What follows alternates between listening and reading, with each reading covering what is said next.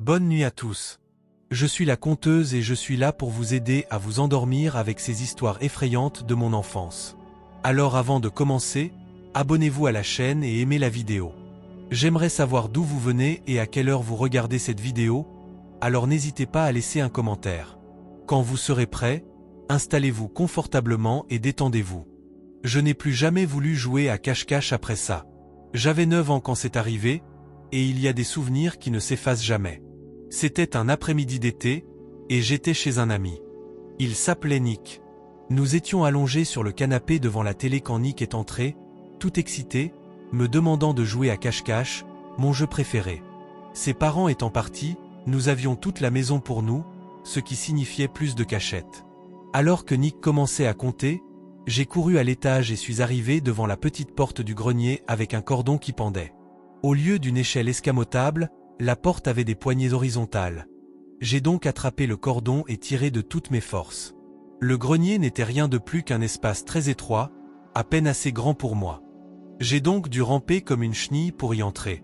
Une fois arrivé, j'ai refermé la porte derrière moi avec mon pied, car je ne pouvais pas me retourner. Je suis resté allongé sur le dos dans l'obscurité, à attendre. Une quinzaine de minutes s'écoulèrent, et j'écoutais tous les bruits venant du rez-de-chaussée quand soudain j'entendis un grand fracas. « Nick !» criai-je sans réfléchir, espérant une réponse, mais il n'y en eut pas. Je me disais qu'il avait peut-être fait exprès de faire ce bruit pour me faire révéler ma position. Ça a dû marcher, car j'entendis bientôt des pas précipités s'approcher de la porte du grenier. Je n'arrivais pas à croire que mon ami puisse casser quelque chose chez lui, risquant la punition de ses parents juste pour gagner une partie. Je ne voulais pas perdre de cette façon, alors j'ai crié « Reculez ! Je veux une revanche !» Cependant, la porte du grenier s'est ouverte brusquement, laissant entrer un rayon de lumière provenant du couloir. Puis j'ai vu quelque chose qui m'a glacé le sang. Ce n'était pas Nick qui sortait la tête, mais un homme adulte que je n'avais jamais vu de ma vie. Son regard était intense et pénétrant, et j'ai immédiatement compris que le coup que j'entendais ne faisait pas partie du jeu, mais plutôt que quelqu'un était entré dans la maison. L'homme avait l'air bourru, les yeux injectés de sang, de longs cheveux hirsutes et une barbe plutôt négligée. Tout chez lui indiquait qu'il ne s'était pas lavé depuis des mois, ce qui me laissait penser qu'il était sans abri. Mais ce qui m'a le plus choqué, c'est que sa barbe et ses lèvres étaient couvertes de ce qui ressemblait à du sang séché et dégageaient une odeur nauséabonde. À cet instant, la panique m'a envahi, et la sensation d'être coincé dans cet espace, sous les yeux d'un inconnu, était plus terrifiante que n'importe quel jeu de mon enfance. J'essayais de me rappeler où j'avais marqué la sortie, mais la menace imminente qui pesait sur moi était un vide dans mon esprit. J'étais si terrifié que je restais planté là, immobile, les yeux écarquillés, à fixer ce visage hideux. Le type semblait aussi surpris de me voir que moi de le voir. Une petite fille en pyjama, allongée sur le dos dans un espace aussi restreint. C'était fou. Je sentais probablement mon cœur battre à 1600 km/h. J'avais la bouche ouverte, mais je ne pouvais pas dire un mot. Mes pieds nus n'étaient qu'à quelques centimètres du visage de l'homme, et cette haleine fétide me frappa de plein fouet. Je n'avais jamais ressenti une telle peur de ma vie. Et après ce qui m'a semblé une éternité de silence gêné, l'homme a finalement souri. Mais ce n'était pas n'importe quel sourire. Il était tordu et malveillant, comme s'il était ravi de trouver un nouveau jouet. Ses dents étaient jaunes et tachées de rouge, comme s'il avait dévoré quelque chose de vivant. Avant que je puisse réagir, l'homme s'est penché vers moi, ouvrant la gueule comme un animal sauvage prêt à me dévorer. J'ai hurlé à plein poumon et reculé aussi vite que possible, me hissant à quelques mètres.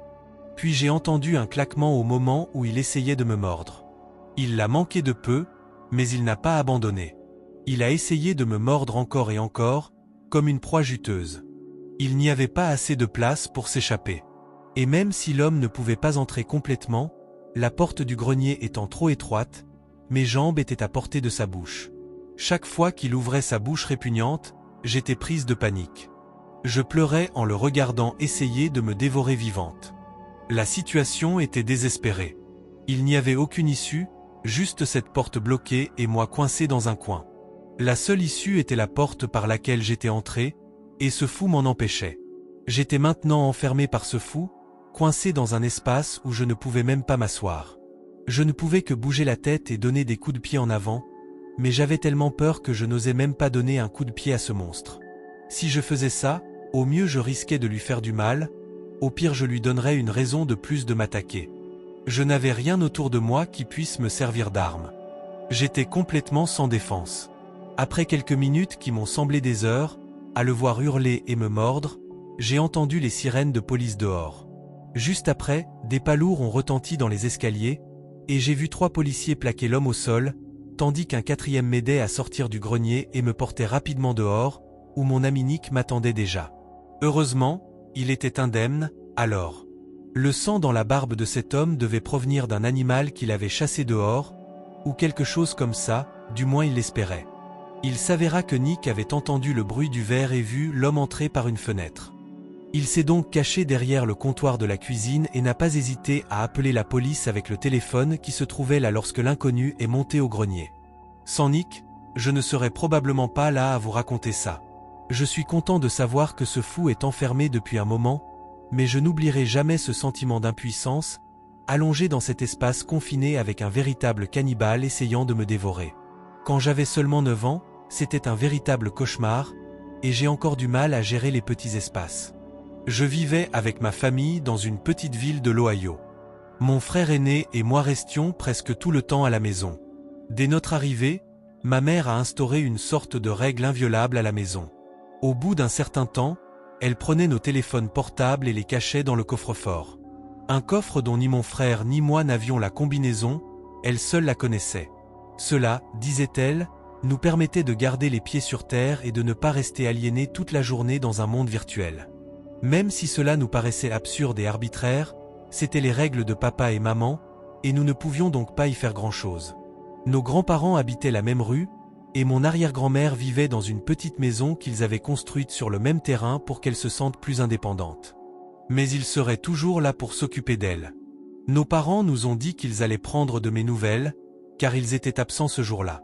Ils nous ont aussi dit qu'à leur retour, on commanderait une pizza, ce qui nous semblait bien, à moi, 7 ans, et à mon frère Max, 14 ans. Cet après-midi-là, mon frère et moi avons joué un moment aux jeux vidéo et avons vite eu faim. Je n'arrêtais donc pas de demander quand nos parents reviendraient. Environ 2 heures après leur départ, je crois qu'on a entendu frapper à la porte. J'ai tout de suite été tout excité, pensant que c'était mes parents avec la pizza. J'ai donc couru en bas, suivi de près par mon frère. Je me suis approché de la porte vitrée et j'ai découvert que ce n'étaient pas nos parents. C'était un homme blanc, très grand et mince, aux cheveux noirs courts et hirsutes. Je dirais qu'il avait 24 ou 25 ans. Cet homme était assez perturbant, car tout le monde se connaissait dans cette petite ville, et nous ignorions totalement qui il était. Je levai le doigt vers lui une seconde, puis fermai le rideau. Je me retournai et vis Max fixer la porte, incrédule, car lui aussi avait vu cette personne. Quelques secondes plus tard, les coups se transformèrent en tapotements, puis en secousses et cliquetis de notre poignet. Maintenant, nous sommes terrifiés et nous n'avons aucun moyen d'appeler nos parents, car nous n'avions pas nos téléphones. Max m'a pris la main et m'a emmené dans la cuisine. Là, il a attrapé un couteau de cuisine, et je me souviens très bien qu'il s'est cassé dans sa main, brisant la petite lame et tombant du manche.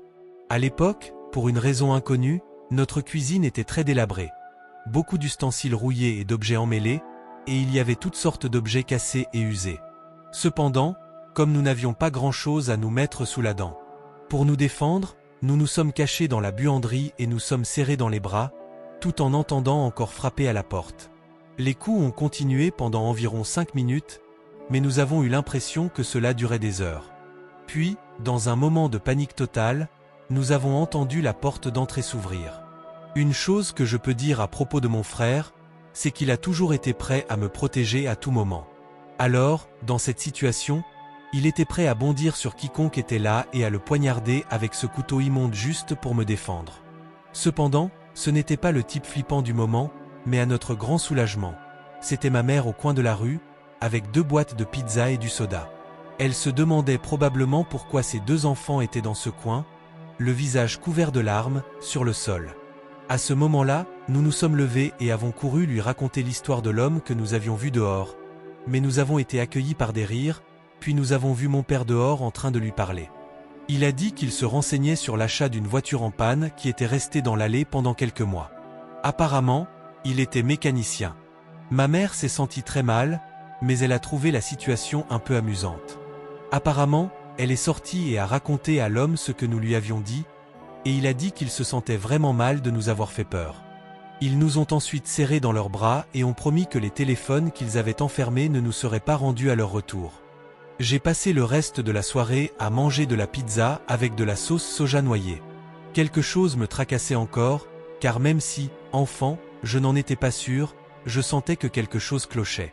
Pourquoi un adulte frapperait-il à la porte comme ça? Il secouerait la poignée et ferait tout ce qu'il pourrait pour entrer. S'il y a 2 enfants seuls à la maison, il est logique de demander à cet enfant de retrouver ses parents ou tout adulte présent dans la maison, s'il veut vraiment des informations. Pourquoi aurais-tu dû forcer la porte? Ça n'avait aucun sens, et mon esprit d'enfant le savait. Et puis, pourquoi quelqu'un viendrait-il au milieu de la nuit pour demander la vente d'un véhicule sans aucun panneau? C'est un peu terrifiant de penser que mes parents ont ignoré ça comme ça. Enfant, je sentais que ce n'était pas bien. Mais maintenant que je suis adulte, ça me dérange vraiment de réaliser à quel point nos parents étaient irresponsables à l'époque. Ce type s'appelait Hugo.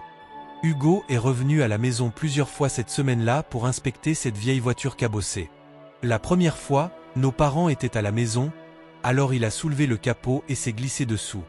Il a inspecté à peu près tout, si je me souviens bien, et tout s'est plutôt bien passé lors de cette première visite, sauf que je le remarquais parfois nous regarder, mon frère et moi, avec un sourire étrange et flippant. Il est revenu quelques jours plus tard la même semaine, mais la fois suivante, c'était à une heure encore bizarre. Nos parents n'étaient pas là, mais nous connaissions le type maintenant, alors nous ne le voyions plus comme une menace. Max lui ouvrit la portière et dit « désolé de te déranger, mais j'aimerais vérifier autre chose dans la voiture. » « Pas de problème, mais nos parents ne sont pas là, alors tu dois revenir demain, » expliqua Max. « Oh, ce n'est pas si grave. Je voulais juste vérifier les pneus et les passages de roue très vite. Ça ne prendra pas longtemps. » Comme je l'ai dit, on connaissait déjà le gars, alors Max n'a vu aucun mal à le laisser faire ce qu'il avait dit.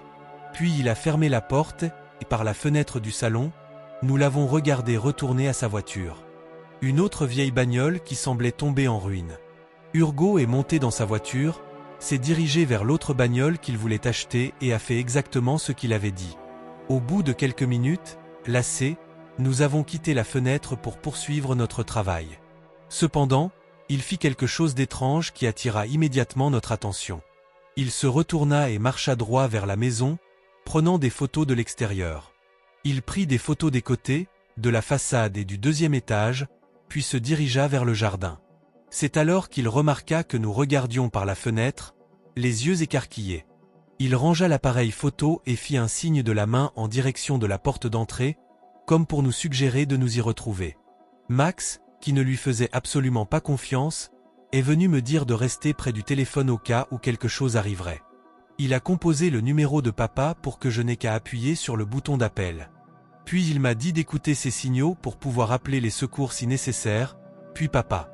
Ils ont discuté 1 minute à la porte avant que Max ne la referme et ne revienne. Il était blanc comme une feuille à ce moment-là et ressemblait à un fantôme. Il n'avait plus l'air du même. Je lui ai demandé ce qui s'était passé et si je devais frapper, mais il a secoué la tête. Aujourd'hui encore, je ne sais toujours pas ce que ce type a dit à Max, car il a toujours été très discret à ce sujet. Mais ça m'intrigue depuis des années, surtout avec mon imagination débordante de théories. Une fois mes parents rentrés, il leur a dit quelque chose. Je me souviens que mon père est allé à son bureau pour appeler Hugo, et il l'a fait avec une grande colère. On entendait sa voix très sévère à travers la porte, mais il a fini par s'adoucir, raccrocher et ressortir. Il m'a alors expliqué qu'il s'agissait d'un malentendu, très similaire à notre première expérience avec lui. Mais il prenait des photos de la maison. J'en ai parlé à mon père, mais il m'a rapidement regardé d'un air amusé et m'a dit quelque chose comme « Hugo ne prenait des photos de la maison qu'avec un de ses appareils photo en papier ». Max m'a immédiatement confirmé dans mes inquiétudes. Alors, mon père nous a expliqué que c'était une sorte d'appareil photo jouet avec du papier cadeau ou quelque chose comme ça, si j'ai bien compris. Papa a complètement rejeté l'idée et nous a dit qu'il lui parlerait plus tard, mais qu'il ne nous rappellerait pas ce soir-là. Après ça, il nous a envoyés au lit. Max et moi nous sommes regardés et sommes allés nous coucher à contre-cœur. Je me souviens être resté allongé dans le noir une bonne partie de la nuit, à fixer la fenêtre, me demandant si j'allais voir un flash passer à travers les stores. Pourquoi diable ferais-je ça? Parce qu'il prendrait des photos de notre maison? Max avait sa propre théorie à ce sujet. Il pensait avoir fait ça pour avoir un design extérieur de toutes les entrées et sorties. Et j'imagine que dans mon cerveau d'enfant, ça n'avait aucun sens, mais ça m'a vraiment effrayé. La fois suivante où Hugo est venu, c'était le lundi suivant. Ce jour-là, j'étais seul à la maison. Max et moi sommes sortis de l'école presque en même temps et avons pris le bus pour rentrer à la maison comme d'habitude. Mais une fois descendu, il m'a ouvert la porte, m'a déposé à la maison et a marché quelques pâtés de maison jusqu'à chez son meilleur ami. Il n'était pas rare qu'il me laisse seul 30 ou 40 minutes, après quoi il rentrait en courant juste avant que nos parents ne rentrent du travail. Il était inoffensif, et ça ne me dérangeait pas d'être seul à la maison, car je pouvais faire ce que je voulais, grignoter, tout ça. Mais environ 5 minutes après m'être assis sur le canapé avec mon jus et mes bonbons, on a frappé à la porte. Je me suis immédiatement figé et me suis préparé à disparaître dans les coussins. Je me souviens avoir fait de mon mieux pour ne pas mouiller mon pantalon de peur. Je dois vous rappeler que j'avais 6 ou 7 ans à l'époque, donc ça n'aurait pas dû être une surprise. Heureusement, je savais qu'il valait mieux ne pas ouvrir la porte, alors j'ai fait la seule chose qui me semblait logique. J'ai fait comme si personne n'était à la maison pour que la personne, quelle qu'elle soit, parte bientôt. C'était logique, non? Mais ce n'est pas ce qui s'est passé. La personne derrière la porte n'arrêtait pas de frapper. Des coups agressifs, et ça m'a rappelé la première fois qu'Hugo est entré. Je savais que quelque chose n'allait pas, et je savais que c'était lui. Je n'ai même pas pris la peine de regarder par la fenêtre. Je suis resté assis sur le canapé jusqu'à ce que, finalement, à mon grand soulagement, le bruit s'arrête. Je fixais l'heure de la radio depuis quelques minutes, tandis qu'on frappait à la porte. Il était 9 heures, plus que la première fois. Hugo était vraiment dérangé, et le pire, c'est qu'il n'est pas parti. Je restais terrifié en le regardant se faufiler de l'autre côté de la maison, vérifiant la fenêtre de la salle à manger, la plus grande dont je me souvienne. Ma gorge se serra presque d'angoisse quand je l'entendis s'ouvrir et que je sentis l'air chaud venant du jardin me frapper le visage. Il s'est penché et a regardé dans le salon. Et à cet instant, nos regards se sont croisés. J'étais complètement paralysé par la peur. À cet instant, Hugo a levé une main et m'a fait signe comme si j'étais une marionnette. Puis il m'a adressé un sourire affreux et m'a dit « Dis donc, papa et maman ne sont pas encore rentrés, n'est-ce pas ?» Je n'ai rien dit. Puis il a rampé jusqu'à l'encadrement de la fenêtre. J'étais tellement terrifié que je suis resté complètement immobile. Je ne pouvais plus bouger un muscle, même avec lui à l'intérieur, je ne pouvais même pas courir. À ce jour, c'est l'expérience la plus terrifiante de ma vie. Je ne voyais pas ce qu'il faisait tandis qu'il se déplaçait dans la maison, quelque part dans le couloir, de l'autre côté de la salle à manger. Il n'y avait là que la chambre de Max et celle de mes parents, et enfin, la porte d'entrée donnant sur l'extérieur. Il ne revenait jamais au salon, où j'étais. Donc, tout ce qu'il cherchait à l'intérieur de la maison se trouvait dans ces pièces. Après être resté là un moment, il est finalement revenu et m'a salué. Il a fait comme au début, agitant son bras comme une marionnette. Mais cette fois, il m'a dit au revoir et s'est glissé dans le couloir. Je n'oublierai jamais le moment où il a vu son bras se tortiller, son t-shirt à la main, essuyant toutes les traces de doigts avant de fermer la fenêtre. Il savait que je n'étais qu'une enfant et que personne ne me croirait peut-être. Et je crois qu'il comptait bien là-dessus. Finalement, mon frère est rentré et m'a trouvé hystérique sur le canapé. J'ai commencé à trembler après qu'il soit parti de peur et qu'il ait renversé ma brique de jus sur le canapé, ce qui m'a fait penser encore plus que j'étais dans une situation encore plus délicate. Je lui ai raconté ce qui s'était passé, ou du moins j'ai essayé de le faire, et j'ai vu son visage se tordre d'inquiétude et de panique. Il a finalement compris ce que je voulais dire. Hugo est arrivé, a frappé à la porte avant d'entrer par la fenêtre de la cuisine, et Max a couru au téléphone. Il a appelé mon père, et avant même que je m'en aperçoive, mes 2 parents franchissaient la porte d'entrée. Ils m'ont interrogé minutieusement. Mon père m'a demandé par quelle fenêtre j'étais entré, et j'ai pointé celle de la cuisine. Puis il m'a demandé où j'étais allé dans le couloir, et je lui ai indiqué la direction des chambres et lui ai montré exactement où il était allé. Mes parents et Max ont échangé un regard, puis ont convenu en silence d'aller vérifier leur chambre. Ils ont compris. Il a dû entrer dans une de ces chambres. Quelques minutes plus tard, j'ai entendu Max émettre un étrange cri de surprise, et nos parents se sont précipités dans sa chambre. Sur le moment, je ne savais pas trop ce qu'ils avaient trouvé, mais ma mère en est ressortie très bouleversée. Ils ont remarqué que certaines affaires de Max avaient disparu. Une brosse à cheveux, des photos de son tableau en liège et d'autres effets personnels. Après cela, mon père a appelé Hugo sans interruption pendant les 24 heures qui ont suivi, mais il n'a jamais eu de réponse. Il n'est jamais venu chercher la voiture, ne nous a jamais payé et n'est jamais venu la chercher. C'était une ruse, juste pour se rapprocher de mon frère. Mes parents ont appelé la police et leur ont remis un rapport détaillé de ses agissements, mais nous ne l'avons plus jamais revu. Quelques années plus tard, au lycée, je suis tombé sur un article de journal avec la photo agrandie d'Hugo en dessous. Cet homme avait été arrêté et emprisonné pour violation de domicile et harcèlement. J'habite dans une région très rurale de l'Ontario, au Canada. C'était début septembre et je me préparais pour mon premier jour d'école. Malheureusement, j'ai été redoublé en terminale, ce qui m'obligeait à retourner au lycée à 19 ans. Comme nous vivions dans une région très isolée, le collège et le lycée partageaient le même bâtiment.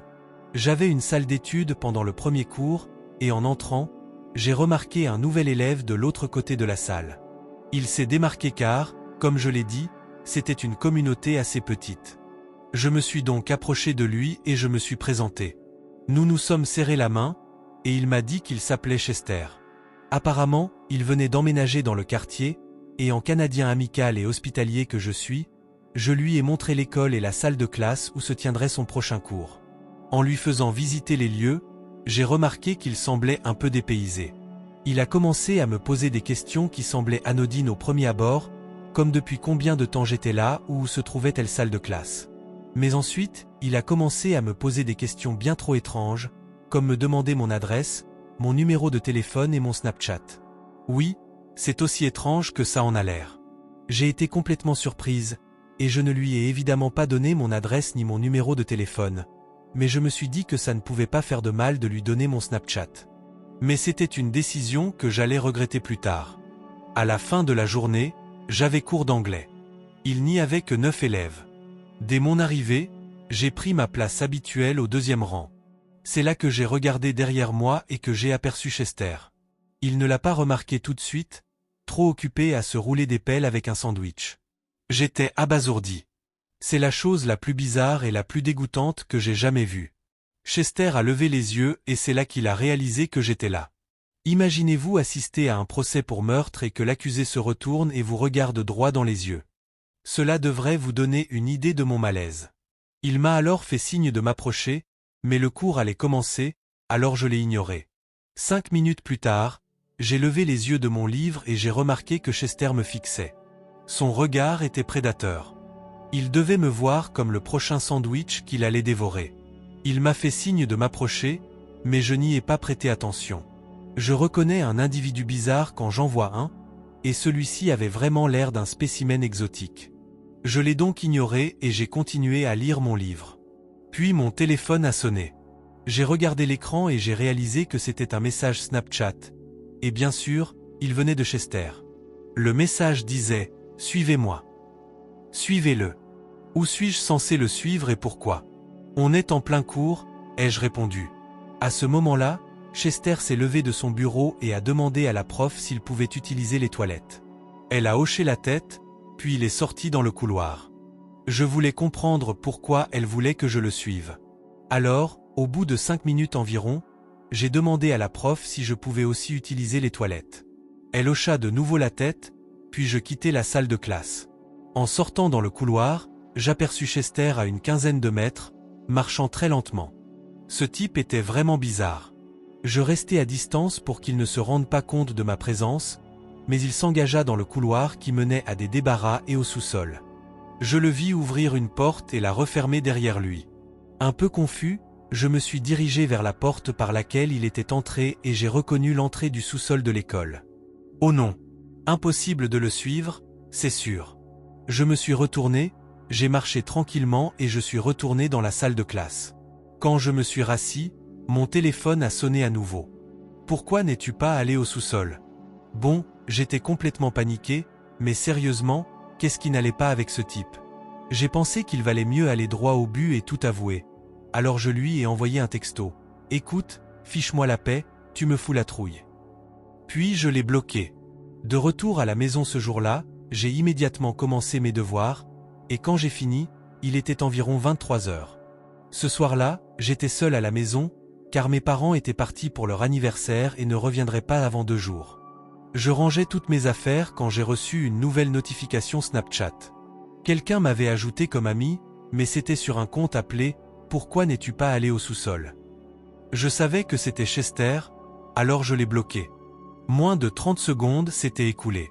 Quand j'ai reçu une autre demande, cette fois, ils ont appelé le compte. « Pourquoi m'avez-vous bloqué ?»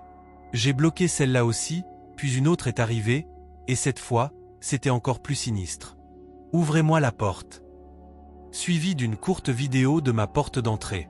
En voyant cette dernière, j'ai failli m'évanouir. Je n'arrivais pas à croire que Chester avait trouvé mon adresse. Si j'avais eu peur avant, maintenant je me fichais de ce qui allait suivre. Je suis sorti en courant de la pièce et me suis glissé à travers le salon jusqu'à l'une des fenêtres de devant, masqué par un grand rideau, et j'ai regardé attentivement dehors. C'est alors que je l'ai vu debout sur ma véranda, regardant autour de moi. Chester se tenait là, immobile, sous la lumière de la lampe, et soudain, son regard s'est posé sur la fenêtre. J'ai immédiatement essayé de me cacher en me baissant sous le bord du mur, mais j'étais sûr qu'il m'avait déjà vu.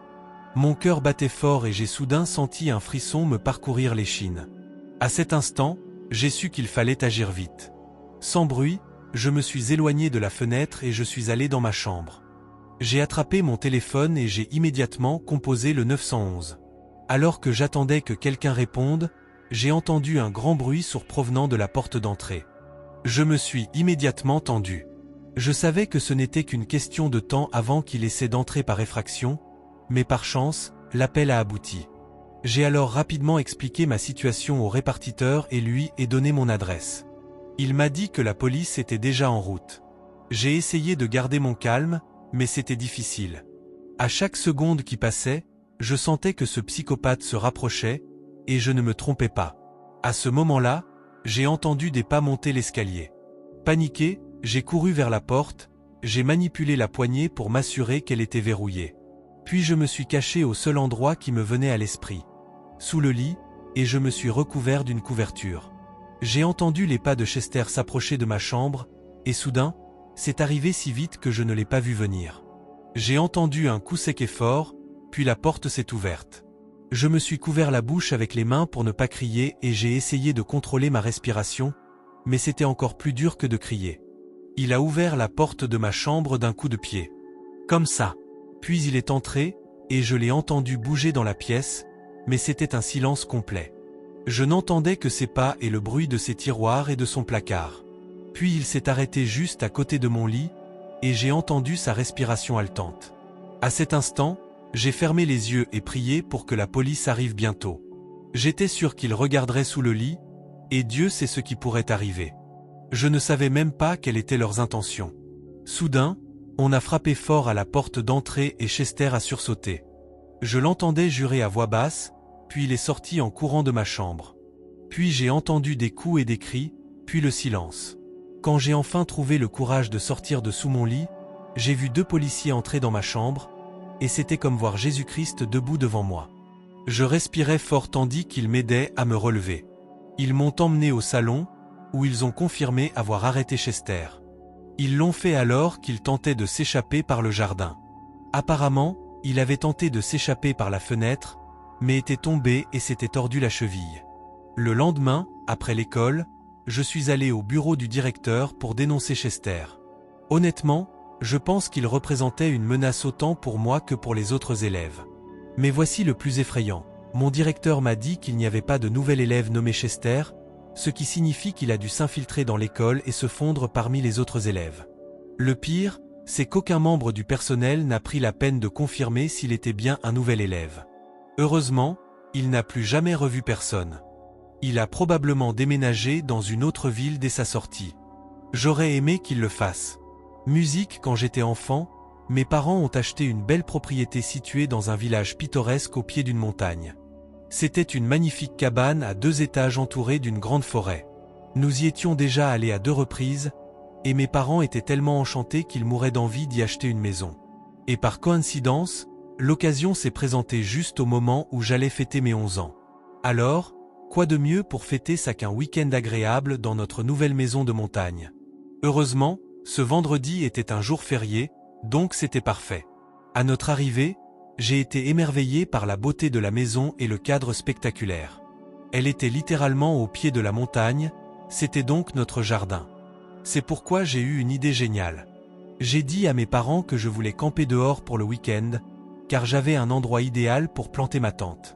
Ce serait parfait pour moi, car ce serait comme être au milieu des bois, tout en étant très proche de chez moi. Ils ont accepté et ont trouvé l'idée excellente. Après tout, ils seraient assez proches pour m'aider si besoin. Mais à en juger par le regard qu'ils se sont échangés, je pense qu'ils appréciaient tous les deux l'idée d'un peu plus d'intimité. J'ai passé la journée à ratisser les feuilles, à monter ma tente et à acheter du matériel de camping. Mes parents m'ont même permis d'organiser une petite fête si je le souhaitais, mais j'étais vraiment ravi de camper seul.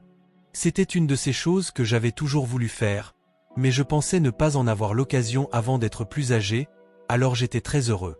Le feu brûlait jusqu'à minuit environ, et il me restait encore une demi-douzaine de biscuits et quelques paquets de chips. J'ai passé ce temps à lire des BD à la lumière d'une lampe et à me réchauffer. Tout semblait calme autour de moi. Je n'entendais que le bruissement du vent dans les feuilles des arbres. Je sais que cela peut effrayer certains, mais pour une raison inconnue, cela me réconfortait. Ça l'est toujours. Pendant les heures où j'étais là, mes parents venaient me voir de temps en temps, mais à ce moment-là, je les ai vus éteindre les lumières, signe qu'ils étaient couchés. Cette nuit-là, il y avait une nouvelle lune, la nuit était donc sombre, et la seule lumière était le feu que je venais d'allumer pour l'empêcher de s'éteindre, et la lumière de ma vieille lanterne à gaz dans la tente. Après avoir terminé mon livre de chevet et éteint le feu, j'ai décidé d'aller faire un tour dans le jardin. Je ne savais pas vraiment pourquoi je voulais faire ça, mais je me sentais obligé. J'ai commencé à explorer le quartier en me promenant. Je ne sais pas à quoi je m'attendais, mais j'ai continué à marcher. Arrivé au coin gauche de la maison, je me suis arrêté et j'ai regardé dans le jardin de notre voisin. Les maisons étaient assez éloignées les unes des autres, car elles avaient tout un grand jardin, et comme il y avait une clôture entre elles, la visibilité était limitée. J'ai compris que les habitants étaient nouveaux dans le quartier, comme nous, et mes parents avaient prévu de les retrouver entre les clôtures. Je me suis approché et j'ai commencé à contourner la clôture, passant mes mains dans le bois. Comme je l'ai dit, je n'avais aucune idée de ce que je faisais. Enfin, je n'avais aucun plan en tête, rien à faire. Je laissais ma curiosité et mes pas me guider là où ils voulaient aller. À cet instant, je n'avais qu'une envie. Accrocher mes doigts à la grille de la clôture du voisin, mais arrivé au bout, je suis revenu sur mes pas pour regagner ma tente. J'ai décidé d'éteindre ma lampe pour que mes yeux s'habituent à l'obscurité, et j'ai commencé à faire le tour de la maison pour retourner à ma tente et essayer de dormir un peu. Mais quand j'atteignis le bout du mur de bois et que je regardais, je restais figé sur place. Mes yeux s'étaient déjà habitués à l'obscurité. Je pouvais donc voir ma tente se balancer au vent. Mais ce qui me fit vraiment arrêter, ce fut la silhouette que je distinguais qui s'approchait lentement de mon campement. C'était un homme grand, vêtu d'une veste. Ce n'était certainement pas mon père. Cet homme avançait lentement et méthodiquement, comme s'il ne voulait pas se faire remarquer. Il était comme un animal qui s'approche de sa proie. Il avait fermé toutes les portes, donc s'il voulait entrer, il devrait risquer d'ouvrir la tente et de me réveiller. Puis je l'ai vu arriver jusqu'à l'entrée, s'arrêter et regarder derrière lui vers la maison. L'homme resta quelques secondes devant la tente, comme s'il analysait son prochain mouvement. C'est alors que je le vis tendre la main et commencer à ouvrir la tente avec précaution, très lentement, mais si furtivement que si j'avais dormi à l'intérieur, je ne me serais probablement pas réveillé. Mais tandis que l'homme ouvrait prudemment la fermeture éclair de la main droite, je remarquai qu'il glissait son autre main à l'arrière de son pantalon et sortait quelque chose de sa poche. Je ne pus le distinguer qu'à la faible lueur de la lune. C'était un couteau. Et lorsqu'il bougea sa main, je réalisai que c'était un très grand couteau. J'étais alors terrifié. Je ne savais vraiment pas si je devais crier. Sinon, l'homme risquait de me foncer dessus, et avant que quiconque puisse réagir, je serais morte. Mais d'un autre côté, j'avais peur que mes parents sortent et que ce fou les poignarde avec son couteau. Alors que j'étais là, caché derrière le mur, toutes ces pensées me trottaient dans la tête, quand soudain j'ai entendu un boum, puis un autre boum, 2 coups de feu l'un après l'autre. J'ai immédiatement hurlé de surprise, fermé les yeux et couvert ma bouche. Oreilles, mais une seconde plus tard, je les ai ouvertes et j'ai vu l'intrus courir, terrifié, à travers notre jardin et disparaître dans les montagnes. Soudain, quelqu'un a sauté par-dessus la clôture derrière moi et s'est mis à courir après le type, lui criant d'arrêter, puis lui a tiré dessus à 2 reprises.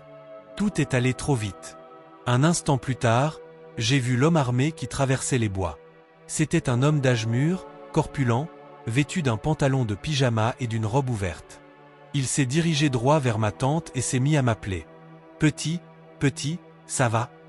C'est alors que je suis sorti de ma cachette, lui faisant signe des mains et lui disant que j'allais bien, au moment même où mes parents sont sortis en courant par la porte de derrière, alarmés, me demandant ce qui se passait. Il s'est avéré que l'homme était notre voisin, qui avait l'habitude de veiller tard. À un moment donné, il a décidé de regarder par la fenêtre de sa chambre au 2e étage. C'est alors qu'il a vu l'homme essayer de s'introduire dans mon magasin, un couteau à la main. Il a donc immédiatement saisi son fusil et tiré 2 coups de feu en l'air, puis s'est enfui. Il a sauté la clôture et s'est lancé à la poursuite du type, mais celui-ci a réussi à s'enfuir. Jusque-là, nous n'avions pas rencontré nos voisins, mais ce simple geste a suffi à nous faire réaliser qu'ils étaient des gens bien. J'ai eu beaucoup de chance ce soir-là. À la fois parce qu'il se trouvait à l'extérieur du magasin lorsque l'individu est entré dans notre cour, et parce qu'il avait un voisin comme Monsieur Paul. Après l'incident, mes parents ont porté plainte et, heureusement, le lendemain, le shérif a arrêté l'homme. Il s'était cassé la jambe en fuyant le voisin, ce qui l'empêchait de s'enfoncer plus profondément dans les bois. Il s'est donc caché derrière des buissons, où il a été rapidement retrouvé par les équipes de recherche. Malgré cette mauvaise expérience, nous avons fêté mon anniversaire dimanche, serein et reconnaissant que rien de grave ne soit arrivé et que cet homme soit derrière les barreaux. Cependant, pour des raisons plus qu'évidentes, ce fut mon premier et dernier séjour de camping en solo.